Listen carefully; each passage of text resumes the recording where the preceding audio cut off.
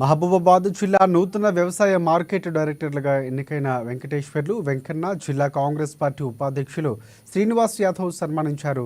ఇక కాంగ్రెస్ పార్టీ బలోపేతం కోసం శ్రమించిన వెంకటేశ్వర్లు వెంకన్నను ఎమ్మెల్యే రామచంద్ర గుర్తించి మహబూబాబాద్ జిల్లా వ్యవసాయ మార్కెట్ డైరెక్టర్గా ఎంపిక చేశారని శ్రీనివాస్ యాదవ్ అన్నారు. పార్టీ కోసం పనిచేసిన నాయకులకు సరైన సమయంలో కాంగ్రెస్ పార్టీ అధిష్టానం గుర్తిస్తుందన్నారు. రైతు కుటుంబంలో జన్మించిన సాధనాల వెంకటేశ్వర్లు తేజావత్తు వెంకన్న రైతులకు సేవ చేసి మంచి గుర్తింపు పొందాలని సూచించారు.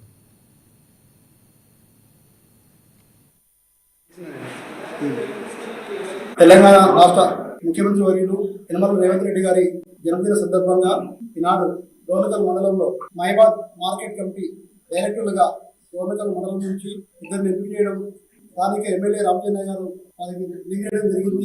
అందులో సాధారణ వెంకటేశ్వర గారు మున్సిపాలిటీ నుంచి, అదేవిధంగా మండలం నుంచి తేజావతి వెంకన్న గారిని ఈ కాంగ్రెస్ పార్టీ గుర్తించి